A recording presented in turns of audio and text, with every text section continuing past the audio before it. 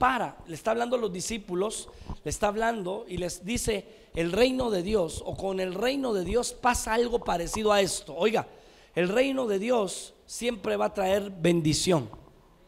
El reino de Dios siempre va a traer vida. El reino de Dios siempre va a traer, hermano amado, presencia. El reino de Dios siempre va a traer transformación. El reino de Dios, hermano amado, va a causar algo en la vida de las personas. Ahora, ¿dónde está el reino? Bueno, la Biblia dice que el reino de Dios entre nosotros está. Cuando nosotros nos reunimos, el reino de Dios se manifiesta. También dentro de nosotros está el reino de Dios. Ahora, yo quiero que vea esto. Dice la palabra de Dios que el reino causa o trae algunos efectos, aquellos que vienen a formar parte del mismo.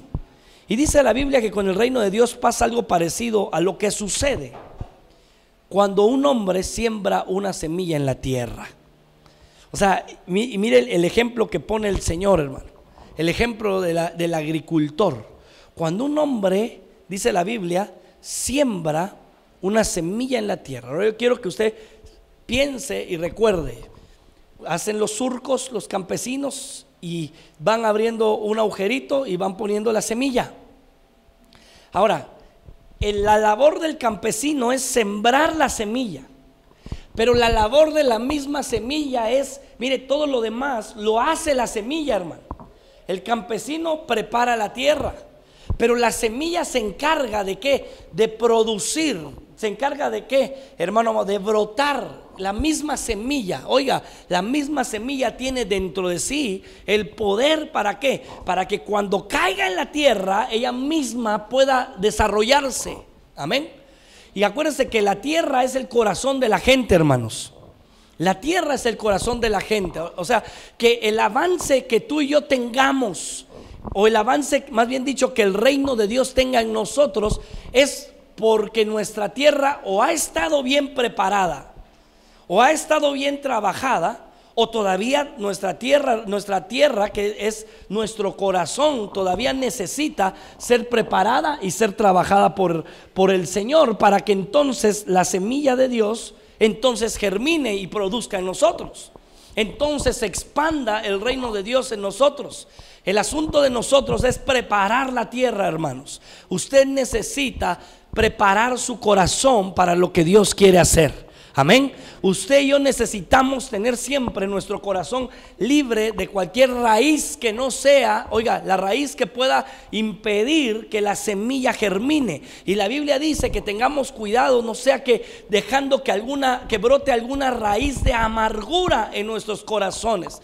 Dejemos de alcanzar la gracia de Dios. ¿Por qué? Porque la raíz de amargura puede, hermano amado, mire, puede estorbar el crecimiento y el desarrollo de la gloria de Dios, o el crecimiento y el desarrollo del reino de Dios, de la semilla incorruptible del Señor en nosotros. Entonces dice la Biblia que el reino es parecido a lo que sucede cuando un hombre siembra una semilla en la tierra. Ahora, después de que sembró el hombre la semilla en la tierra, vea esto, hermano, la semilla solita trabaja. El hombre no tiene que estar esperando todo el día, ¿verdad? No son como, esta semilla no es como aquel cuento de las habichuelas, ¿verdad, hermano? Que las ponían y que en ese momento le echaban agua y en ese momento salía y entonces la llevaban a la tierra de los gigantes, ¿verdad? No sé si a algunos de ustedes les contaron ese cuento cuando eran niños, ¿verdad? El cuento de las habichuelas o de los frijolitos, o ya ha habido versiones muy chapinas de ese cuento, ¿verdad, hermano? Pero mire, en ese cuento usted pone, según lo que decían, se ponía la semillita y le echabas agua e inmediatamente crecía el asunto. Ahora, usted no tiene que estar esperando, porque la semilla lleva un proceso, su crecimiento lleva un proceso, lleva un tiempo. Ahora, ¿cuánto tiempo? No sabemos, pero el tiempo lo determina Dios. Pero también la tierra tiene mucho que ver, hermano amado, para que la semilla, mire, crezca y se desarrolle pronto. La tierra tiene mucho que ver. El asunto es cómo está nuestra tierra, cómo está su corazón, para que crezca el reino de Dios en su vida, para que se expanda, se extienda el reino de Dios en su vida. Dice la Biblia No importa si ese hombre está dormido o despierto. O sea que mientras dormimos, la semilla sigue produciendo, sigue creciendo, sigue produciendo. Despertamos, la semilla está en un proceso bajo tierra.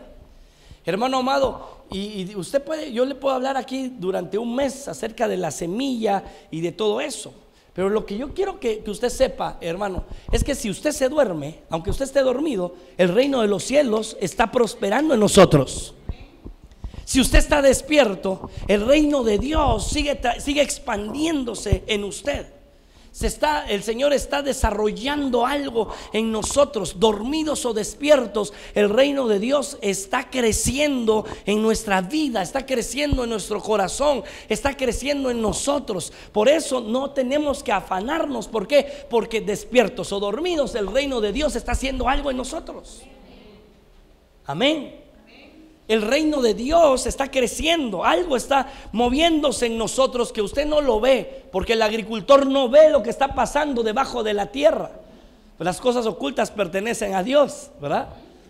O sea, Dios es el único que ve cómo va el proceso de esa semilla en nosotros, pero la semilla va creciendo. Y le voy a decir una cosa, hermano: el reino de Dios, cada día que pasa usted en la presencia de Dios, cada día después de que usted recibió a Jesucristo como su Señor y su Salvador, el reino de Dios empezó a crecer en nosotros. Llegará un momento donde va a producir esa semilla el fruto que Dios espera en nosotros. Amén. Pero dice la Biblia que no importa si el hombre está dormido o despierto, o si es de noche o si es de día, no importa. La semilla siempre, mire cómo dice aquí, la semilla siempre nace y crece sin que el campesino entienda cómo. No sabemos cómo, pero la semilla crece. Mire, yo le voy a decir una cosa: yo no sé cómo va a cambiar la situación de usted, pero de que va a cambiar, Dios la va a cambiar en el nombre de Jesús. No sé cómo va a cambiar la situación, no sé. Hay gente que me dice: hermano, ¿qué le ha dicho Dios? No sé, no me ha dicho nada. Lo único que me ha dicho es que está la semilla en tu vida, y la semilla del reino está trabajando, está creciendo noche y día, noche y día. Está creciendo mientras estás dormido o estás despierto. La semilla que nuestro Padre sembró en tu corazón está creciendo. Las situaciones, ¿cómo van a cambiar? No sé, pero van a cambiar, porque dice la Biblia que la semilla siempre nace y siempre da fruto sin que el campesino se dé cuenta cómo. O sea, no sé cómo va a cambiar la situación, hermano.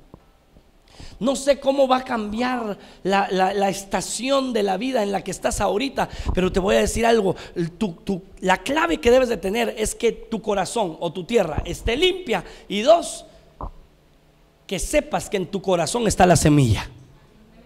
Si en tu corazón está la semilla, algo glorioso está pasando en ti. Por eso es que algunos, hermano amado, aparentemente se los está llevando la tristeza. Pero sabe una cosa: como está la semilla en nosotros, sabemos, esa es la certeza que tenemos, la confianza que tenemos en Dios. Y mire, viene a nuestro corazón un sentir de que algo va a pasar, y reposamos en eso. Y de repente nuestro corazón se quiere angustiar, y entonces hacemos lo que dice el salmista: ¿por qué te angustias? ¿Por qué te abates, oh alma mía? ¿Por qué? ¿Por qué? Porque dentro, mire, no puedes abatirte. Usted tiene que hablarle a su alma y le tiene que decir: alma, no tienes por qué abatirte, porque aunque estemos dormidos o despiertos, la semilla está creciendo. La semilla está en un proceso dentro de nosotros. La semilla lleva un proceso, hermano. Dice la Biblia: la semilla siempre nace y crece sin que el campesino entienda cómo. La tierra produce primero el tallo. Usted va a ver algunos inicios después la espiga y finalmente las semillas. Y cuando llega el tiempo de la cosecha, el campesino recoge las semillas, las semillas. Entonces acuérdese que esa misma semilla es ¿para qué? Para volverla a sembrar. Y entonces produce más. Cada fruto, usted sabe que cada fruto se reproduce potencialmente como usted no tiene idea, hermano. Una semilla da frutos, y cuando da frutos, cada fruto tiene muchas semillas, y entonces se sigue reproduciendo. Yo creo que el reino de Dios, hermano amado, está creciendo entre nosotros. El Señor me decía en esta mañana: el reino de Dios está creciendo en Kairos. El reino de Dios está creciendo en Kairos. El Señor sembró la semilla del reino en todos los que estamos en este bendito ministerio, en esta sede, en cualquiera otra de las sedes que tengamos. Pero el reino está creciendo, hermanos. Yo no entiendo cómo. Yo no entiendo cómo. Yo no sé cómo. Lo que Dios nos va a entregar, lo que Dios va a hacer dentro de muy poco tiempo, no entiendo cómo va a hacerlo Dios. Pero yo sí sé que aunque estemos dormidos, despiertos, que sea de día o de noche, el reino de los cielos está trabajando, está obrando. Se está gestando algo, hermano amado, para nosotros glorioso. Un tiempo de visitación mayor viene para nosotros, hermanos. Amén. Otros niveles de la gloria de Dios vamos a conocer y vamos a entrar dentro de muy poco tiempo. Pero usted tiene que prepararse. Y lo primero que tiene que hacer es dejarse de afanar y de que su alma no se abata por las situaciones que está viviendo en este momento. Porque la semilla está trabajando. Amén. La semilla está obrando. Ahí está creciendo la semilla. No la ve. Y por favor no la vaya a desenterrar para ver cómo va. No, porque entonces va a parar el proceso de la semilla. Amén. Algo va a pasar. Ahora, después de que les habla el Señor de eso, y después les habla de la semilla de mostaza, porque usted ve más adelante, primero les habla de compara el reino, pero después les dice: ¿con qué puede compararse el reino de Dios? ¿A qué se parece? Sigue diciendo: es como la semilla de mostaza. ¿Cuántos han tenido en su mano una semillita de mostaza, hermano? Usted ha tenido en su mano. Mira, hermano, es una micra. Yo una vez en una prédica, en una de las sedes, llevé semilla de mostaza, pero un poquito así. Y llevé un montón de semilla de mostaza. ¿Y sabe qué? Mire, le di a cada hermano, le di una semillita. Hermano, ¿pero qué me está dando? Decían, y lo veían así. Guárdela, al final del servicio hablamos. Predicamos y toda la cosa. Al final les dije: hermanos, a ver lo que les di, ¿dónde está? Ay, sí, ya se me perdió, no sé dónde lo dejé. Es que está tan chiquita. Pero ¿sabe qué dice la palabra de Dios?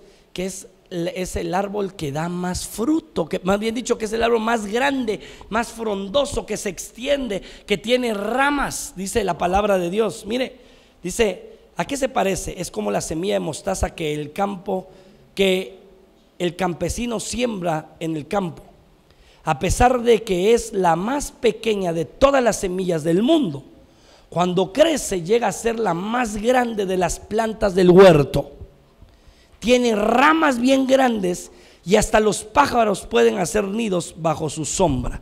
Entonces, después de que les habla de eso, acuérdense que también la semilla de mostaza, dijo Jesús: si ustedes tienen fe como un grano de mostaza. Y dice la Biblia que le vamos a hablar a la montaña. ¿Se recuerda? Dice: le dirás a la montaña que se quite y que se mueva, ¿verdad? Y le dirás a ese monte que se mueva.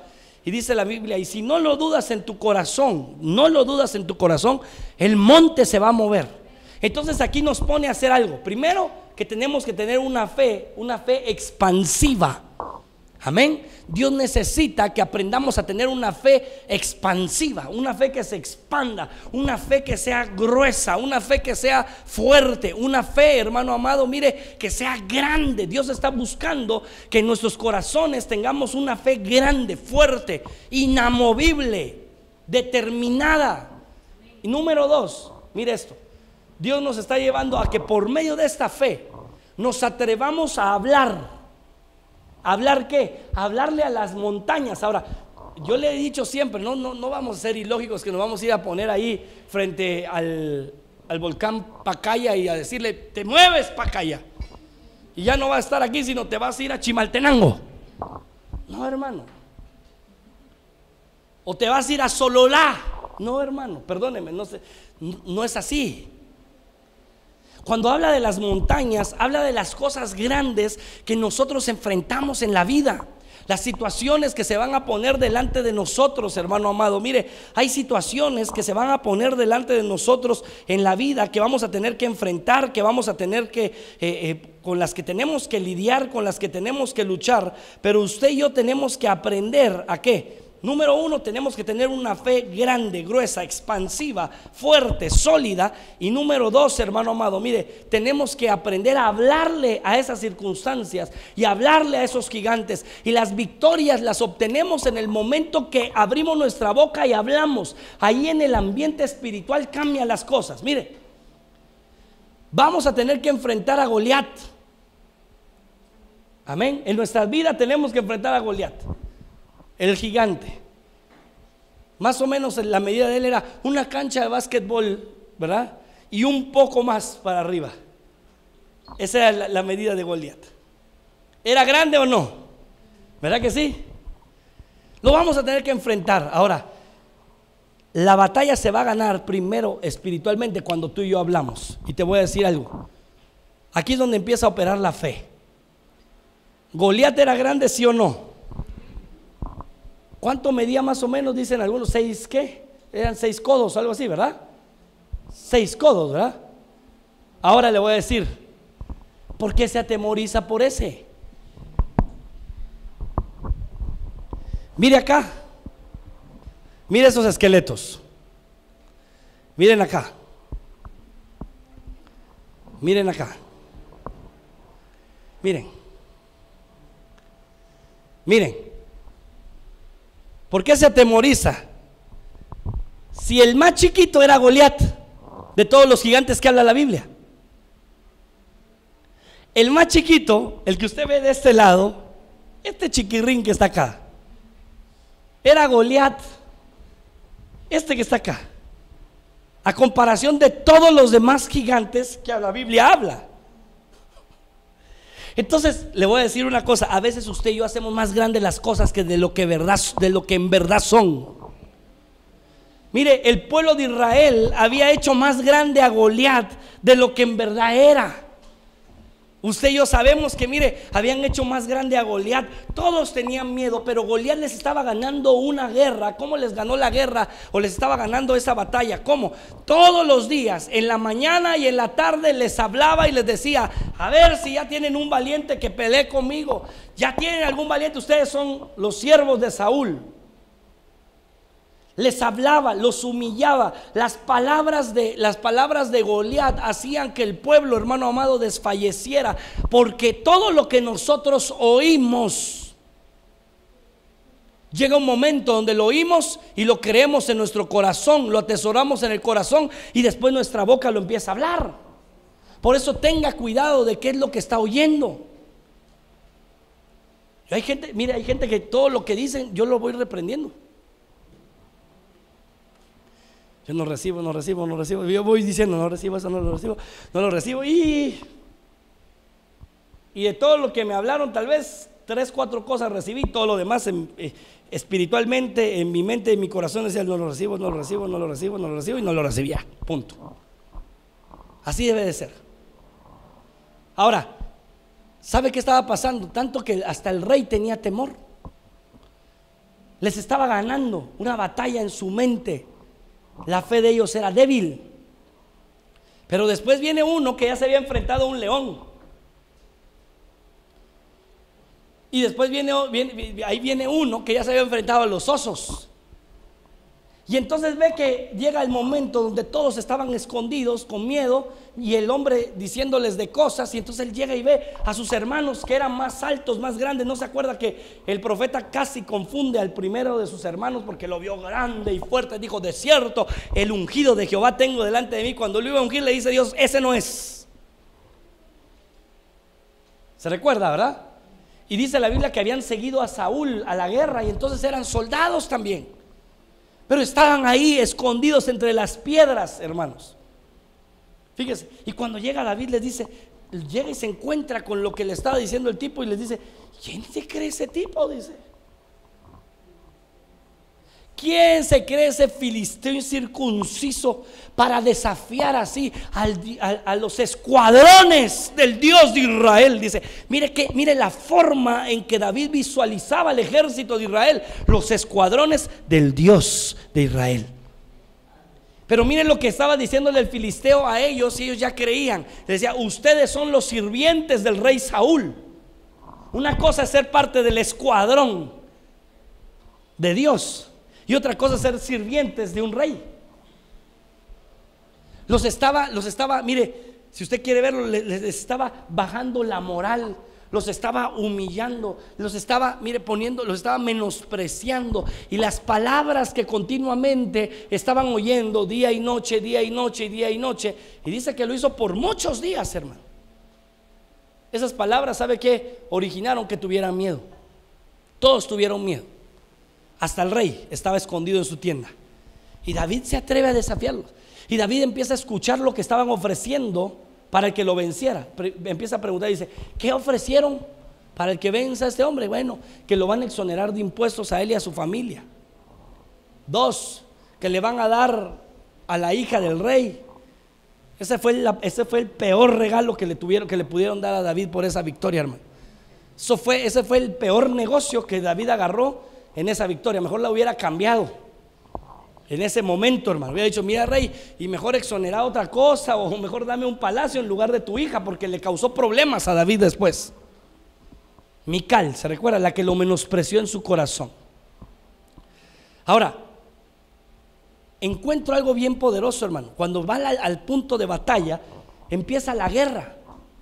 Empieza la batalla, pero sin que se hubieran golpeado los hombres, o el gigante y David. ¿Sabe qué? Cuando lo vio el gigante dijo, ¿acaso yo soy perro para que vengan contra mí? Me manden a un muchachito con palos y piedras para pelear conmigo. Le dice a David, hoy voy a agarrar tu cuerpecito, lo voy a romper y le voy a dar tu cuerpo a las bestias del campo para que se lo coman. Y dice la Biblia, y todavía añade la Biblia, dice, y Goliat lo maldijo por sus dioses, dice. Y entonces vea esto, acuérdense que el dios de los filisteos era Dagón, y todos los demás dioses que usted y yo sabemos que son dioses paganos, ¿verdad? ¿Y sabe qué dice la Biblia que David hizo? David viene y le dice, mire cómo empieza la guerra o la batalla. Le dice, mira, tú vienes contra mí con tu espada, con tu lanza y con tu jabalina, pero yo, mire lo que está hablando David. Ahí está la batalla, hermano. La batalla en los aires, la batalla espiritual. Pero yo vengo contra ti en el nombre de Jehová de los ejércitos, el Dios de los escuadrones al cual tú has desafiado. Y te digo algo, hoy Dios te entregará en mi mano, y yo agarraré tu cuerpo y lo daré de comer a las bestias del campo y a las aves de los cielos. Mire, y entonces se desata una batalla con las palabras tanto del filisteo con las de David. Pero las palabras de David, hermano amado, mire, redujeron a cenizas la palabra del filisteo. Las maldiciones del filisteo, mire, fueron reducidas a cenizas cuando él habló. Y entonces dice la Biblia que empieza ya la batalla cuerpo a cuerpo. Y entonces David utiliza las piedras, usted ya sabe, y bueno, cae el gigante y sale corriendo David, y con su propia espada le voló la cabeza. Entonces David se llevó la espada y se llevó la cabeza. Y ocurrió algo en los ambientes. Mire, en ese momento los valientes se despertaron. En ese momento los guerreros se levantaron. ¿Por qué? Porque cuando vieron caer aquel que los había amedrentado, atemorizado, pues ¿dónde cayó? Cayó espiritualmente cuando David habló la palabra. Cuando David, hermano amado, con las palabras, con la palabra de Dios, utilizando el nombre del Señor, porque dice la Biblia que ante el nombre del Señor se doblará toda rodilla. Por eso sepa que cuando usted mete el nombre del Señor en una cosa, es una situación bien fuerte, hermano, porque está metiendo el nombre ante el cual toda rodilla se doblará. Por eso Jesús, mire, aseguró esto mismo y dijo, todo lo que digan y pidan, háganlo en el nombre de Jesús. Todo es en el nombre de Jesús. Amén. Hay gente que dice en el nombre de Dios. se oye bonito, pero está mal dicho. Es en el nombre de Jesús, dice la Biblia. Amén. En el nombre de Jesús. Dígalo, en el nombre de Jesús. Diga primeramente Dios y en el nombre de Jesús tal cosa, ¿verdad? Cuando pida y diga todo eso te lo pido en el nombre de tu Hijo amado Jesús. O sea, tenemos que hacerlo así. Entonces, ¿sabe qué pasa? En ese momento todos los hombres se despiertan, pelean, y los filisteos, mire hermano, viene un espíritu de temor sobre ellos en el momento y salen huyendo, y se cumple, porque cuando usted habla la palabra y entonces opera con la autoridad de la palabra, lo que causa es que la palabra misma se empiece a desarrollar en esa situación. Entonces se aplica el otro versículo donde dice que vendrán contra ti por un camino, pero huirán de delante de ti por 7 caminos. Y así pasó literalmente con los hijos de Israel, porque todos los persiguieron, dice la Biblia. Ahora, quiero que vea algo, hermano. Las palabras entonces juegan un papel muy importante, tanto en lo físico, pero sobre todo en lo espiritual. Y entonces Jesús les había hablado a ellos de que tenían que tener ese granito de mostaza, pero llegó un momento donde tenía que pasar el examen para ver cómo habían tomado la lección los discípulos. Y entonces en el verso 35 de Marcos capítulo 4 encontramos el examen. En el verso 35 de Marcos capítulo 4 dice: ese mismo día, cuando llegó la noche, Jesús le dijo a sus discípulos: pasemos al otro lado. Vea, pasemos al otro lado. Pasemos. Siento que Dios nos va a mudar de dimensión espiritual. Nos va a pasar espiritualmente a otra dimensión, hermanos. Ahora usted tiene que estar preparado para la transición de dimensión. Amén. Tenemos que estar preparados para ello, y por eso es ese examen que el Señor les hizo a los discípulos. Les dice: pasemos al otro lado. Y entonces dice la Biblia que dejaron a la gente y atravesaron el lago en una barca, y algunos también dice que fueron en otras barcas. Siempre había seguidores, ¿verdad, hermano? Pero miren lo que dice el verso 37. De pronto, de repente se desató una tormenta, y el viento soplaba tan fuerte que las olas se metían en la barca y empezó a llenarse de agua. En otras versiones dice empezó a hundirse, ¿verdad? Empezó a llenarse de agua la barca. Empezó a llenarse de agua la barca. Vinieron de repente tormentas, hermano. ¿No le ha pasado a usted que está todo muy bonito y de repente se nubla el cielo y empiezan las tormentas a subir? Usted dice: chica, pero hace 2 horas estaba yo bien y ahorita todo lo que se desató. Mire, un de repente así vino sobre Job, pobrecito Job. Mire, en el transcurso tal vez de, no sé, de poco tiempo.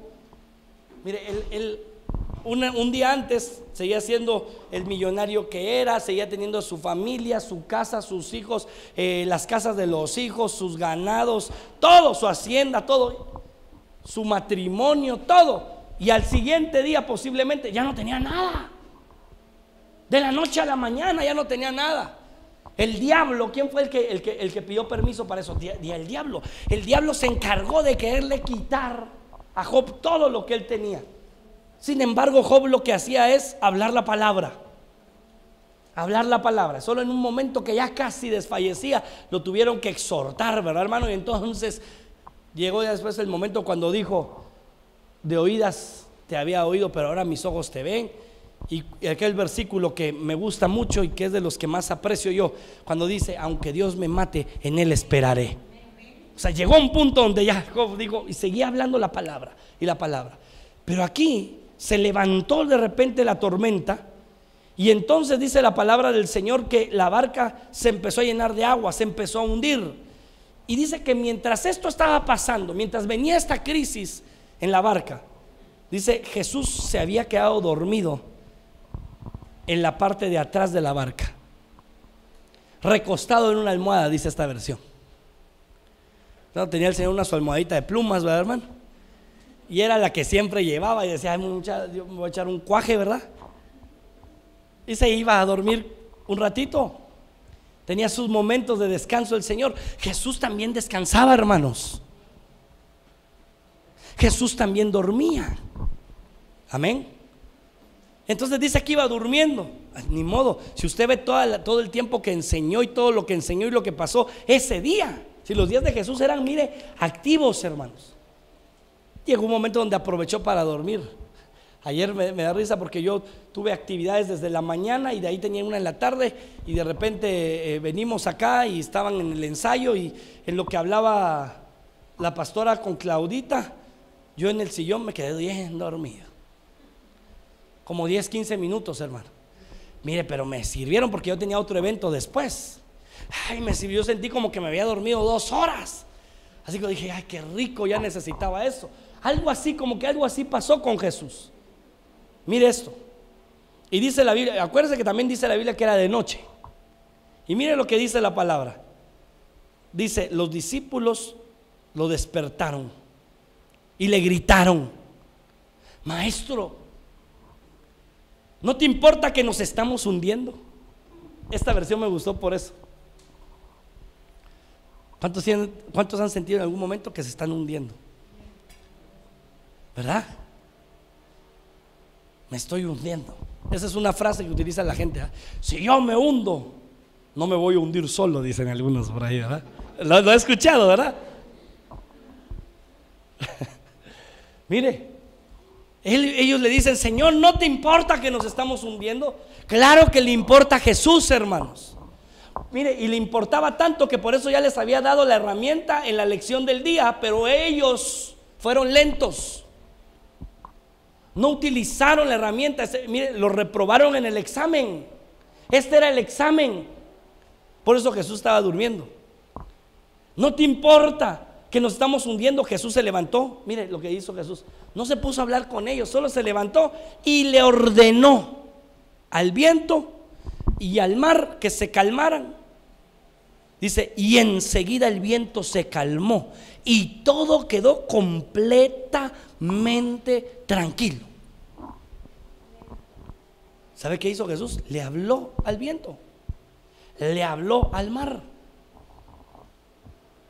No les había dado la lección, pues, si no les había hablado del grano de mostaza. No había dicho que si tenían fe como el grano de mostaza le hablarían a la montaña y le dirían que se quitara y que se echara en el mar, y que si no lo dudaba en tu corazón así iba a pasar. ¿Qué le estaba diciendo el Señor? Les he dado, y dice después que les había dado autoridad y dominio sobre toda fuerza del mal, dice la Biblia. ¿Quién fue el que causó eso? Las fuerzas del mal. Las fuerzas del mal. Hermano, pero ¿por qué las fuerzas del mal y todo? Bueno, ahí sería tema de hablar de los espíritus del mar que habla la Biblia, ¿verdad? Eso es otra cosa. Hermano, pero estaban en un lago que no sé qué. En todos lados hay espíritus. En todos lados. En todos lados. Ahora, vea esto, hermano. ¿Qué tenía que hacer? Lo que tenían que hacer los discípulos: hablarle sencillo, ordenarle al viento y ordenarle al mar o al lago que se calmaran. Pero no lo hicieron. No sacaron el examen. No tenían el grano de mostaza. No tenían una fe fuerte. Ahí estaban demostrando que todavía eran débiles. No tenían una fe fuerte. Hermano, usted y yo necesitamos tener una fe fuerte. Una fe fuerte.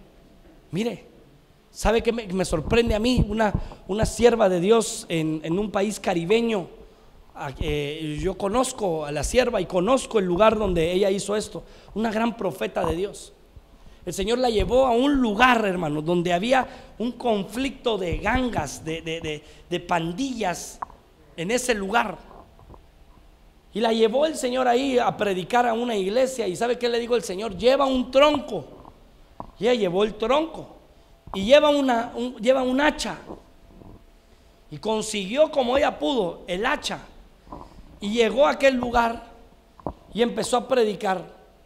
¿Y sabe qué, hermano? Cuando empezó a predicar, el Señor le dijo: sal.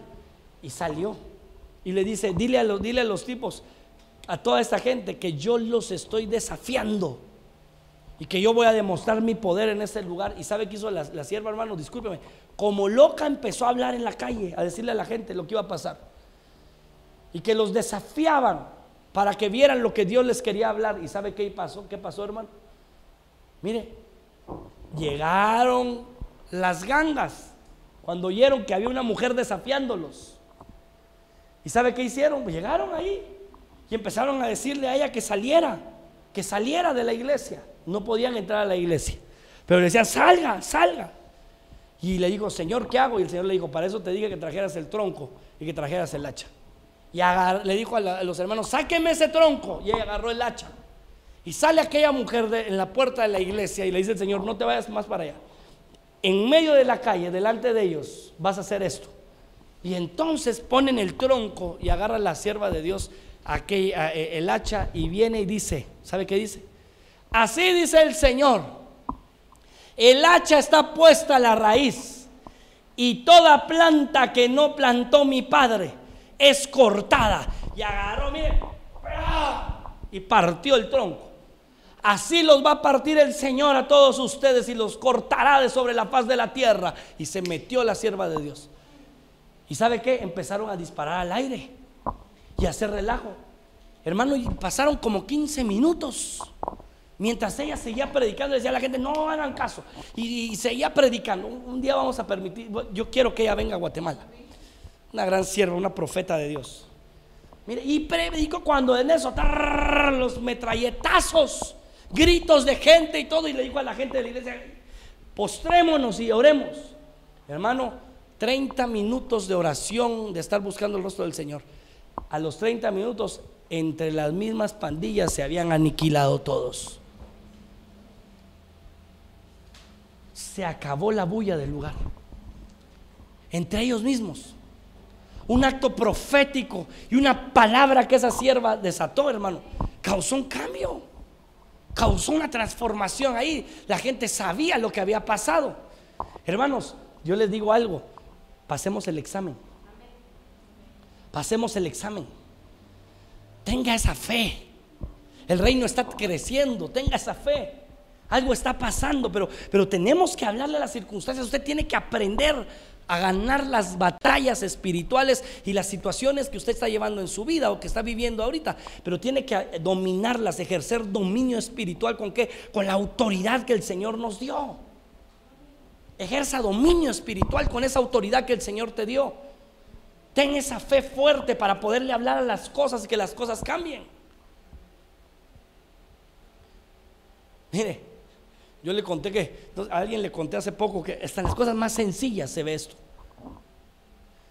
Mi máquina de rasurar, mi máquina eléctrica, de repente estaba un día, ahí estaba funcionando y ¡pum!, ya no. Y olió así como a quemadito.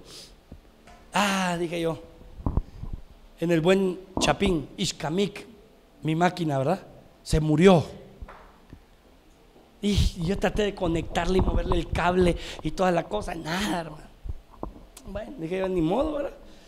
Tengo que ponerme las pilas para comprar otra antes de que me crezca la barba. Y bueno, la dejé ahí, con el sentido de querer comprar una de la misma. Cuando en eso, hermano, mire, pasaron unos y yo no había podido ir a traer la máquina ni nada. Y yo ya con la barba algo grande, hermano, ya parecía yo, ¿verdad?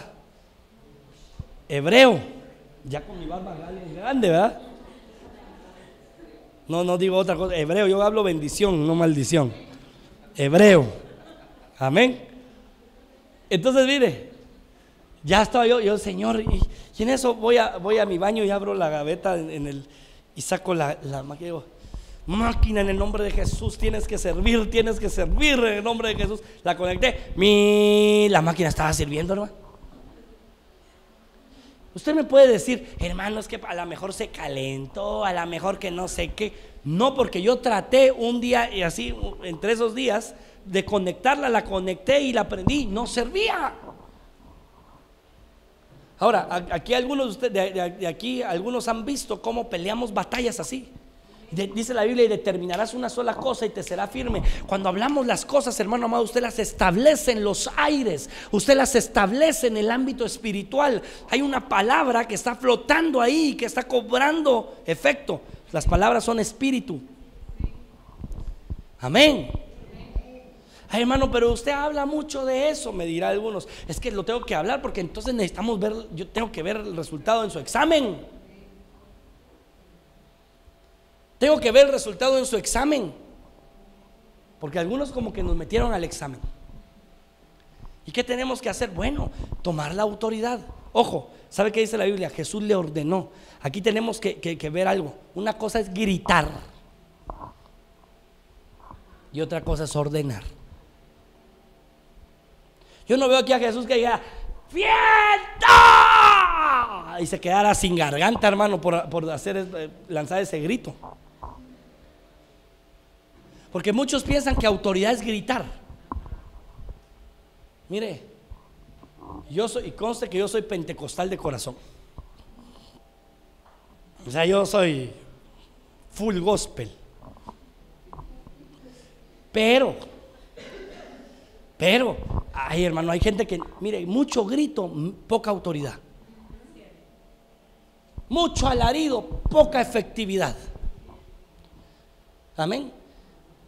Yo respeto y bendigo a muchos siervos de Dios que los usan, pero mucho grito a veces y se truenan los Twitter de las bocinas de tanto grito y tanto, y luego la gente no entiende ni la prédica porque gritó tanto que la gente Yo conozco una señora, una vez llevamos una señora de cierta denominación tradicional evangélica a una actividad que tuvimos y invitamos a un siervo. Ay, hermano, pero era de aquellos que uno tiene que bajarles casi todo el volumen. Luego se enojan, pero entonces le pasamos un papelito donde dice: se va a echar los Twitter, no grite tanto, modérese un poco.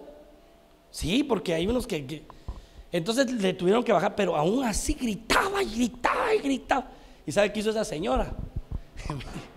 Sacó un pedazo de papel, hizo 2 bolitas y se las puso en los oídos. Ahí estaba la doñita. Y después, ya cuando ya salimos del evento, le hablábamos. Ella: es que fíjense que no oigo, decía, y no oigo. Y en eso le dice a Anabela: ay, es que usted se puso unas bolitas de... Ay, sí es cierto, dijo, y se quitó. Ya después de 2 horas ella estaba frustrada, que ya no oía, y decía que porque como había gritado tanto el predicador, ya ni podía oír.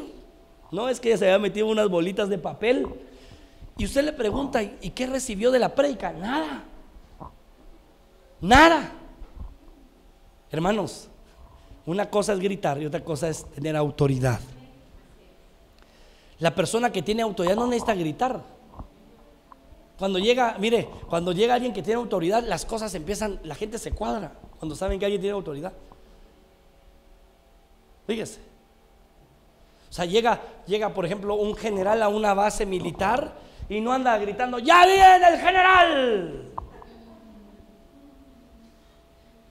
Todos salúdenme como debe. No necesita saber la gente, que no tiene que anunciar él que está ahí. Cuando lo ven, inmediatamente, ¿verdad? Inmediatamente. Y si no le dicen que descanse, no puede descansar, ¿verdad? Tiene que estar ahí, tiene autoridad. Hermano, cuando lo para uno de metra, uno de tránsito, no le está gritando: ¡párate, párate, párate! ¿Verdad que no? ¿Qué hace? Una señal hace nada más. Y usted, aunque vaya, y algunos tienen malos pensamientos, ¿verdad? Porque quisieran pasarse de seguido, de corrido, pero aún así usted tiene que frenar. ¿Por qué? No es la persona, es la autoridad de la cual está vestida esa persona. Está revestida de autoridad. Usted respeta, mire, se va a oír feo lo que le voy a decir, pero respetamos el uniforme, ¿verdad? El uniforme. O sea, no es en sí la persona, porque una persona común y corriente que se ponga en la calle, que le haga así, usted le va a decir: mira, mano, quítate que te va a atropellar, pues. Pero ve a alguien vestido de autoridad que puede pararlo, usted tiene que parar. ¿Por qué? Porque si no, la autoridad lo puede castigar. Así es. Espiritualmente, le cuento algo: nosotros estamos revestidos, vestidos de Cristo. Hay autoridad en nosotros. Y las cosas lo saben, las situaciones lo saben, la gente percibe en algún momento que alguien tiene autoridad. Por eso es que algunos de ustedes llegan a algunos lugares y como que ustedes llegaran a dar órdenes al lugar. O sea, como que la gente le pregunta a uno, mire, ¿y qué hacemos? Y mire, y rápido le preguntan a uno, ¿y qué es? Es la autoridad de Dios, hermano, punto. No es su linda cara. Pues si fuera por la linda cara, hermanos, no nos dejan entrar, ¿verdad? No, es la autoridad de la que estamos nosotros vestidos. Usted está vestido de autoridad. La gente ve. Mire, y la Biblia dice que los hijos de Isaacar sabían lo que, dice la Biblia, saben lo que se tiene que hacer y sus hermanos lo siguen. O sea, la gente por eso le pregunta, mire, ¿y qué hacemos? ¿Qué hacemos? Y usted dice, pues chica, no sé, ¿qué hagan ustedes, verdad? ¿Qué hacemos? Le dicen. Es la autoridad por la cual el Señor te ha vestido, de la cual el Señor te ha vestido. Entonces dice la Biblia que le dijo a los, mire, lo que hizo Jesús es ordenarle al viento y ordenarle al lago que se calmaran. Y dice la Biblia, y en el momento que Jesús se levantó y ordenó al viento y al mar que se calmaran, enseguida el viento se calmó y todo quedó completamente tranquilo. ¿Cómo podemos parar las tempestades? Con autoridad. Ordene que se calme la situación. Hermano, tengo un problema. Y no hables más, no infles más el problema. No hagas más gigante o más grande al adversario. Calma, calma. No digas calma. Ya estás. ¿Qué pasó? Tal y tal cosa. Ok, ordénale. Los demonios por eso salen. No leímos en el altar familiar en Lucas cuando dice la Biblia que llegaba Jesús a las sinagogas. Hasta en las iglesias hay endemoniados, hermanos. Hasta en las iglesias. Aquellos que nos sintonizan, si piensan que en las iglesias no hay nada feo, hasta en las iglesias hay endemoniados. Y dice la Biblia que cuando venían los demonios y se manifestaban, dice la Biblia que Jesús les ordenaba que se fueran y no los dejaba hablar. No los dejaba hablar. Por favor, si alguien va a ministrar en algún momento de liberación, no se ponga a charlar con el diablo. Ni le sirva, que hay algunos que solo falta que le sirvan una tacita de café, ¿verdad? Mire, ¿y quién lo mandó? ¿Y cuándo vino? ¿Y cómo entró? ¿Y a qué vino? ¿Verdad? Hermanos, discúlpeme, no se ponga a dialogar con el diablo. ¿Quién lo mandó? Satanás, lógicamente. ¿Cuándo vino? Cuando alguien le abrió la puerta. ¿Cómo entró? Con un derecho legal. Sí, hombre, usted ya lo sabe. La persona le otorgó un derecho legal o sus ancestros, entonces por eso entró, ya sabe. Lo que hay que hacer es decirle lo que decía Jesús, dice la Biblia, que les ordenaba que se fueran y punto, y no los dejaba hablar. Pero tenemos que tener autoridad, hermanos. Tengan autoridad. Oigan, tengan autoridad. Dice la Biblia que después de que pasó eso, dice la Biblia que Jesús le dijo a sus discípulos, ¿por qué estaban tan asustados? O sea, y eran pescadores. ¿Por qué estaban tan asustados? Todavía no confían en mí, dice el Señor. Si todavía, hermano amado, las circunstancias te mueven el piso y sentís que es que todavía no tenés esa fe que Dios está pidiendo que tengas. Tienes que formar esa fe. Tiene que ser un árbol frondoso, bien enraizado, bien cimentados en la fe, hermanos. Por eso la Biblia dice, y que estemos enraizados y cimentados en la fe. Nada nos va a mover. ¿Por qué están tan asustados? Todavía no confían en mí. Pero ellos estaban muy asombrados y se decían unos a otros, ¿quién es este hombre que hasta el viento y el mar le obedecen? ¿Quién es? Es Jesús, el Hijo de Dios.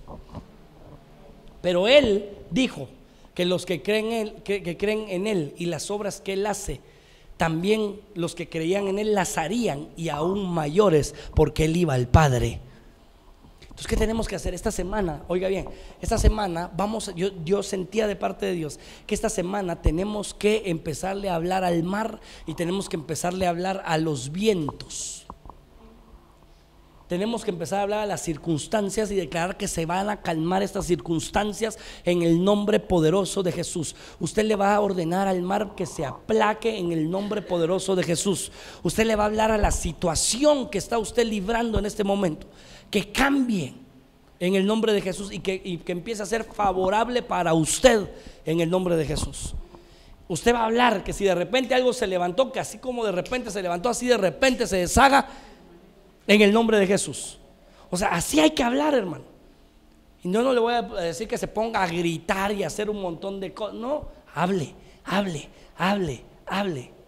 Establezca las cosas en los aires en el nombre de Jesús. Y sobre todo, ¿qué es lo que va a hablar? La palabra. Hable la palabra. Necesita hablar la palabra, hermano. Amén.